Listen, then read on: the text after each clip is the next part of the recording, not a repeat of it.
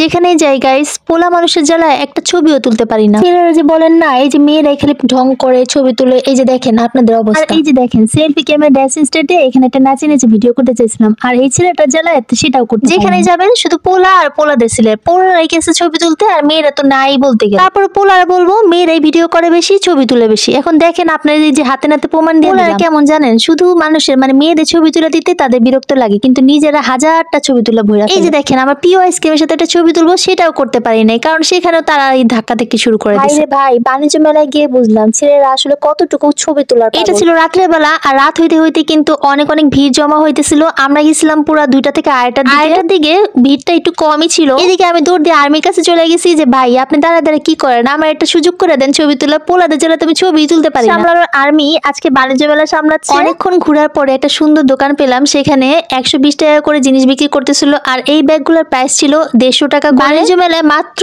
2টা দোকান ছিল যেখানে 150 টাকা করে ব্যাগ বিক্রি করতেছিল। সবগুলো দোকানের ব্যাগের দাম অনেক অনেক বেশি ছিল গাইস, 1500, 2000, 2200 এরকম। আর এই যে দেখো ইগলোর স্টলটা কত সুন্দর করে সাজিয়েছে, ভিতরটা আরো বেশি সুন্দর ছিল। আর এখান থেকে আমি একটু ভিডিও করতেছিলাম, সামনে যে একটা ছবি তুলবো সেটা চান্স পাইনি। আর এই যে এখানে যে কোন আইসক্রিম গুলো বিক্রি করতেছিল সেগুলো 150 টাকা করে ছিল গাইস। এখান থেকে আমি একটা মেগা আইসক্রিম নিয়ে নিয়েছিলাম, এই যে হলুদ কালারের মেগাটা আমার কাছে অনেক ভালো লাগে। এই আইসক্রিমটা মাত্র 50 টাকা করে ছিল, তোমরা যারা খাও নাই তারা কিন্তু ট্রাই করে দেখতে পারো। এগুলো স্টলের পাশে একটা কোকা কোলা রেস্টুরেন্ট ছিল, আর এখানে কিন্তু অনেক ধরনের খাবার বিক্রি করতেছিল সাথে উইথ কোক। এটার ভিতরে ঢুকতে পারি নাই কারণ আমার বোনের পা ব্যথা হয়ে গিয়েছে। বাণিজ্য মেলায় সবকিছু এত সুন্দর করে সাজানো ছিল, আসলে আমি ক্যামেরায় এতটুকু ক্যাপচার করতে পারিনি। আসলে তোমরা আসলে সরাসরি দেখলে সবচেয়ে বেশি ভালো লাগবে। আর এই যে দেখো কোটগুলো দেখতেছো, এগুলো কিন্তু পাঞ্জাবির উপরে পরার জন্য। এগুলো অন্য একটা দোকানে দেখেছিলাম 1250 টাকা করে, আর এখানে 1050 করে বিক্রি করতেছিল। দেন গাইজ আমি একটু সাংসারিক দোকানে চলে গেলাম, এখানে একটা চুলা দেখতেছিলাম, এটার দাম ছিল 4200 টাকা, এটা ছিল 4500 টাকা করে। আর এটা রাইস কুকার ছিল, আর এই 2 বাটিওয়ালা রাইস কুকারটা 3000 টাকা করে ছিল। তারপর পাশে ছিল